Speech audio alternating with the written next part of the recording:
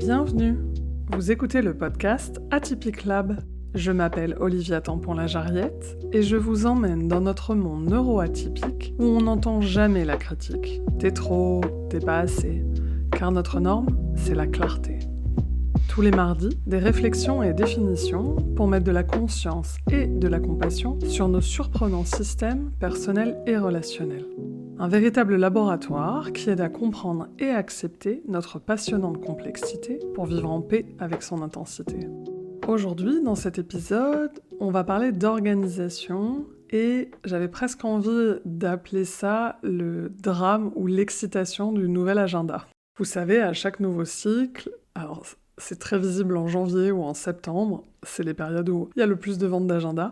On a cette envie, on a cet immense optimisme de se dire non mais là, cette année, pendant ce cycle, là je vais y arriver, je vais avoir mon organisation parfaite. Et donc on oublie complètement notre TDAH, ou pas. Et puis si vous avez en plus un mélange, c'est-à-dire ce qu'on appelle ADHD, un mélange d'autisme et de TDA, vous allez voir que c'est encore pire parce que vous savez jamais où est-ce que vous êtes dans votre cycle, vous avez un énorme besoin de process et en même temps vous avez ce boost du nouveau cahier, du nouvel agenda qui est trop beau, qui est merveilleux et qui va bien sûr être la solution à tous nos problèmes.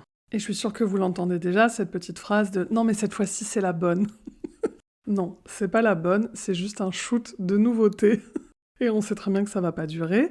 Donc, qu'est-ce qu'on fait avec ça ? L'idée c'est d'arriver à l'accepter. Pour être honnête, moi à un moment je m'étais même un petit peu hypnotisée en prenant les agendas simples. Parce que vu que c'était marqué dessus, je me disais « Ah bon bah si c'est marqué dessus, ça va être encore plus simple ». Bon. Bien sûr que non, il y a des périodes où je le remplissais, des périodes où il était vide pendant un mois. C'est pas parce qu'il y a marqué que c'est simple que ça va l'être pour moi.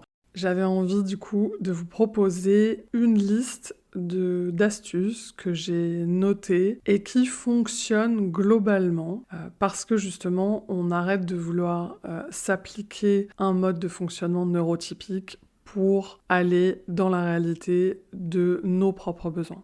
Bien entendu, ça ne sera pas exhaustif, c'est vraiment les éléments qui en ce moment ressortent comme étant le plus efficace. Mais je suis hyper curieuse, partagez-moi, commentez, envoyez-moi des infos sur c'est quoi vos bonnes astuces à vous, c'est quoi ce qui marche vraiment et pas juste les éternelles injonctions absolument horribles de « Non mais si, il faut continuer, il faut se forcer, ça... » Non, ça marchera pas. Donc vraiment, je suis curieuse, j'ai hâte de vous lire. Alors, mon premier point, c'est d'avoir un espace, moi je trouve que c'est mieux quand c'est digital, où on va tout noter. C'est hyper important quand je dis tout, parce que on est bien d'accord que ça va pas du tout être régulier, c'est-à-dire qu'il va y avoir des moments où je vais me mettre à tout noter, puis il y a des moments où j'oublie, mais ça va être très très important d'avoir cet espace, parce que là l'idée c'est de se décharger la tête. Et pourquoi je trouve que le digital c'est bien ? Parce que sinon le risque c'est d'avoir et de commencer à avoir énormément d'informations et de papiers à droite à gauche et du coup de ne pas avoir cette traçabilité de tout ce que j'ai envie de faire, de mes idées, vraiment que ce soit de la production ou de l'idéation, je vais tout mettre au même endroit. Je vous préciserai après, je vous entends déjà rigoler d'ici, bien sûr qu'on va pas tout noter au même endroit, on va pas y arriver. Mais bon, déjà, ayons une base, et moi j'utilise Notion, et avec ses menus dépliants, parce que j'ai l'impression que c'est un peu plus rangé. Et je fais des gros tas, c'est très chic. C'est-à-dire qu'il y a un titre, et en dessous, je mets tout en bordel. Et pourquoi c'est important que ce soit en bordel ? Parce que je vais pas réussir en fait à planifier, donc ça sert à rien. Mais je sais que globalement, il va y avoir la majorité des informations qui vont être regroupées à cet endroit-là. Pourquoi c'est intéressant que ce soit digital ? Parce que c'est un exercice que vous pouvez faire, par exemple, avant d'aller vous coucher, quand vous sentez que vous avez cette angoisse de la performance qui revient, de « il faut absolument que j'y arrive », vous notez tout, et puis après, vous retournez, vous essayez d'aller dormir. J'ai bien dit essayer. Bon, ça va pas suffisamment fonctionner, enfin en tout cas pour moi c'est pas suffisant, et donc j'ai en parallèle ce que j'appelle mes boîtes à idées. Ces boîtes à idées, alors c'est vrai que c'est plus pour l'idée que de la programmation, on va dire de la production, mais l'idée c'est d'avoir des vraies boîtes physiques à des endroits autour de votre travail, parce que là, bon, je pensais plutôt en termes de boulot, mais ça peut être la même chose dans d'autres domaines de votre vie, toute la partie administrative. L'idée, c'est d'avoir une boîte physique et à l'intérieur, je vais mettre absolument tout mon bordel. À nouveau, vous voyez, l'idée, c'est d'avoir quelque chose de contenant qui, à l'intérieur, va me donner cet espace de créativité, de liberté, qui va me permettre quand même à un moment de retrouver les choses. Là-dedans, dans cette boîte, alors si on parle d'administration, vous allez avoir les documents que vous avez reçus, vous allez avoir des papiers. Moi, je suis la fan de post-it, donc dès que j'ai des idées, des notes pour des articles, pour le podcast, je mets tout dans des papiers et je le mets à l'intérieur. Et pourquoi ça fonctionne ? Parce que je mélange le côté j'ai besoin d'écrire, le côté j'ai besoin de vider ma tête, mais surtout parce que je vais rajouter l'élément crucial, le bilan hebdomadaire et ou mensuel. On a besoin absolument d'avoir des personnes pour gérer notre motivation et gérer notre passage à l'action sur des choses qu'on n'aime pas, c'est-à-dire reprendre les éléments de la boîte et les mettre, ou des cahiers, parce que je me doute que même si vous m'écoutez, vous avez quand même 12 cahiers en attente, et de reprendre tout ce contenu pour pouvoir aller le remettre à l'endroit dans le digital où vous avez absolument tout votre suivi. Vous pouvez le faire avec une personne que vous connaissez, un collègue, quelqu'un avec qui vous êtes associé, ça peut être un ami. Ou bientôt, je vais lancer un village qui sera un lieu, vous verrez, ça sera un groupe WhatsApp pour l'instant en attendant d'être ailleurs. Et l'idée, c'est justement de prendre rendez-vous ensemble pour se motiver, pour y aller et pour célébrer quand on a réussi. Encore une fois, l'objectif, c'est de sortir de la honte de je suis incapable, je suis nul, pour optimiser au mieux notre système et surtout trouver le nôtre. Encore et toujours, c'est de créer un système qui est bon pour moi, avec ma neuroatypie, avec mes besoins, avec mes spécificités de mon travail, de ma vie, de tous les jours, etc.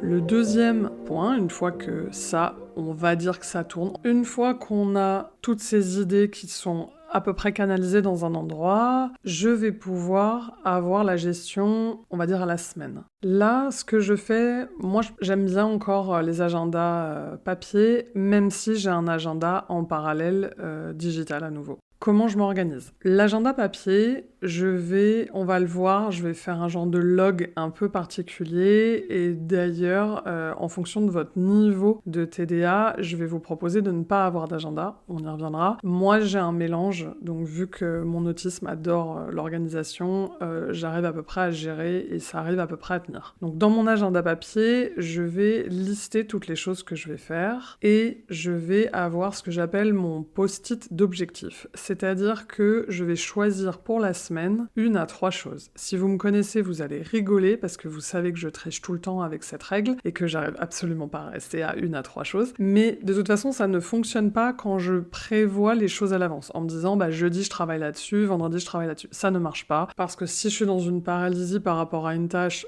je vais jamais la faire et je vais passer mon temps à la reporter. Et si à l'inverse, j'ai réussi à être dans un super passage à l'action avec une période hyper focus, bien entendu, de toute façon, sur ces 3 objectifs, j'en ai réalisé 12 de plus, mais qui n'étaient bien sûr pas sur la liste. Donc c'est pour ça l'importance d'essayer de se limiter. Et si vous avez d'autres astuces sur comment y arriver, je suis preneuse parce que ça reste un point que je trouve toujours compliqué à faire. N'empêche que le fait que ce soit sur un post-it dans ma semaine, ça m'enlève cette obligation de je dois le faire tel jour. Et je trouve que c'est un petit peu plus doux. Et avec toutes les personnes qui ont commencé à le faire, j'entends qu'il y a, à nouveau, moins cette condamnation, ce critique intérieur qui passe son temps à nous dire qu'on fait pas comme il faut et qu'on est nul et qu'on n'y arrivera jamais. Et le 3e point, ça serait plus pour les personnes qui ont un TDA vraiment très poussé, c'est d'oublier l'agenda et de noter au fil de l'eau tout ce que on fait. Ça, c'est ultra efficace. Alors, moi, je le fais dans mon agenda, mais il y a certains jours où ça déborde et puis il y a certains jours où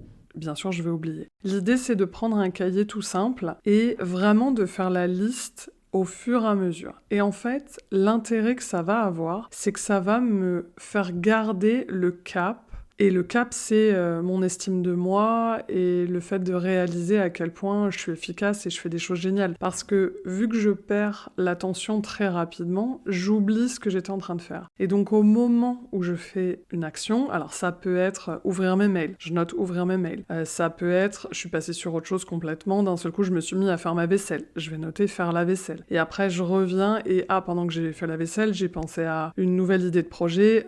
J'écris mon nouveau projet sur un doc dans le Drive. Vous voyez, c'est vraiment très très très précis. Et pourquoi je note ? Parce que quand j'ai cette bouffée d'anxiété qui revient en disant j'ai rien fait, je peux relire. Je vois le nombre de choses que j'ai accomplies et qui pour moi sont chacune des succès, chacune des célébrations d'avoir réussi à les faire. Et même si c'est des petits bouts, parce que à nouveau ça vous l'avez déjà beaucoup entendu, il faut découper une grosse tâche en petites tâches. Nous, c'est très compliqué. Chaque passage à l'action sur chaque mini-tâche est déjà une célébration. Et pour pouvoir un peu imaginer ce que ça veut dire, ça sera à peu près la même chose. Vous étiez cassé la jambe et que vous alliez chez le kiné. Comment est-ce que j'arrive à reprendre cette souplesse ou voilà l'usage de mon bras, de ma jambe. Vous voyez, dès qu'on parle de physique, on est d'accord que le kiné va passer son temps à nous dire mais c'est génial, regarde la progression. Alors que en effet, si vous comparez ça à quelqu'un qui court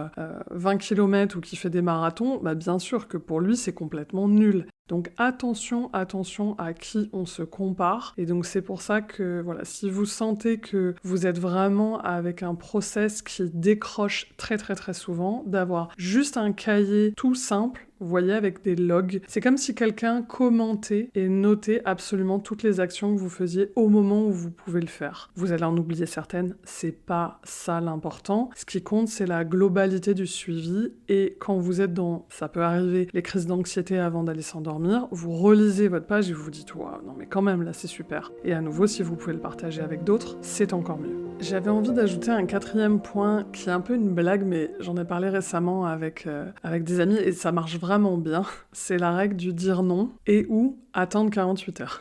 Alors, à nouveau, ça va déclencher plein de frustrations rien que de m'entendre. L'objectif n'est pas d'être sur un 100% de réussite, l'objectif est de voir la courbe de progression, et cette courbe de progression, ça va nous permettre à nouveau d'être dans une vie qui est plus confortable et avec un rapport à nous-mêmes et ce qu'on appelle l'estime de soi ou la confiance en soi qui est quand même beaucoup plus musclée et beaucoup plus solide et présente. Alors, dire non, ça veut dire quoi ? Ça veut dire on a besoin de nouveautés. C'est ce que j'appelle moi mes shoots de dopamine. Les shoots de nouveautés, ça fait toujours du bien. Hélas, que ce soit nos propres idées ou les idées de quelqu'un qui dit « Ah, mais on pourrait aller faire ça, on pourrait faire ci, et pourquoi pas ?» Bien entendu, on va forcément vouloir dire oui, alors qu'on a déjà un agenda rempli et qu'on a déjà une liste d'attente de choses complètement hallucinantes. Et j'allais dire encore plus dans notre vie actuelle et notre société qui nous pousse à être complètement overbooké, avoir toujours plein de projets, etc.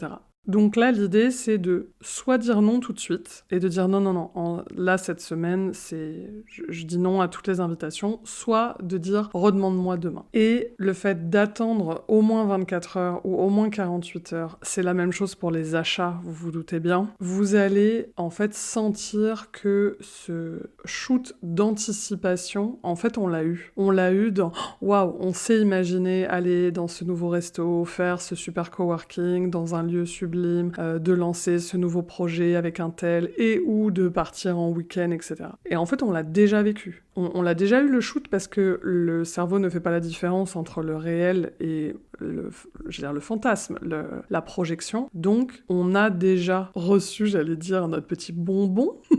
C'est déjà à l'intérieur de notre système. Et en fait, quand on va le retrouver, ce même bonbon, cette même saveur, le lendemain, 24, 48 heures, si vous arrivez à 72 heures, bravo. Et bien là, vous saurez vraiment si c'est quelque chose que vous avez envie d'ajouter à votre agenda, à votre planning. Et est-ce que vous avez l'énergie vraiment pour le faire ? Est-ce que vous avez l'espace vraiment pour le faire ? Voilà. Est-ce que c'était une si bonne idée que ça ? que ce soit de passer du temps avec des gens qu'on aime, ou lancer un énième projet, ou d'avoir une nouvelle activité. Et donc je terminerai, je sais même pas si c'est un point, parce que je passe mon temps à vous le redire, prenez des rendez-vous, que ce soit hebdo, mensuel, trimestriel, faites ces points avec des personnes pour vous motiver. J'ai pas parlé de finances, j'en reparlerai dans un prochain épisode, mais vraiment, oui, il y a un coût réel d'avoir une neuroatypie et d'avoir un TDA et ou un TDA avec un TSA. C'est extrêmement coûteux en énergie de fonctionnement si vous voulez. Donc n'oubliez pas ma définition d'aimer. Pour moi, aimer, c'est comprendre plus accepter fois intégrer. Et donc là, l'idée, c'est quand vous m'écoutez, de vous dire, bon bah ok, moi je comprends mon système, j'accepte et j'essaye de mettre en place des choses qui fonctionnent, entre guillemets, plus ou moins en fonction de nos cycles, et fois intégré. Le fois intégré, c'est vraiment, c'est ces moments de bilan, c'est ces moments avec d'autres qui me permettent de prendre ce temps de recul et de se dire, ah ouais, ça c'est efficace, ça un peu moins, ça je peux ajuster, et surtout de reprendre les outils qui fonctionnaient et simplement que j'ai oublié, parce qu'à nouveau, l'impermanence de l'objet. Donc c'est ok, et je reprends, et je me comprends mieux, et je m'accepte mieux, et j'intègre mieux, et à chaque fois, je m'aime un peu plus. En tout cas, j'aime mon système, si vous voulez prendre une certaine distance. J'espère que toutes ces astuces vous donneront des pistes pour pouvoir réussir à mieux gérer et peut-être même faire l'économie d'un énième agenda ou d'un énième cahier. Et puis sinon, c'est pas grave. Ce qui compte, c'est de continuer à être dans la curiosité et d'essayer et de célébrer à chaque fois que ça fonctionne. Je vous souhaite une très belle semaine et je vous dis à mardi prochain. Au revoir!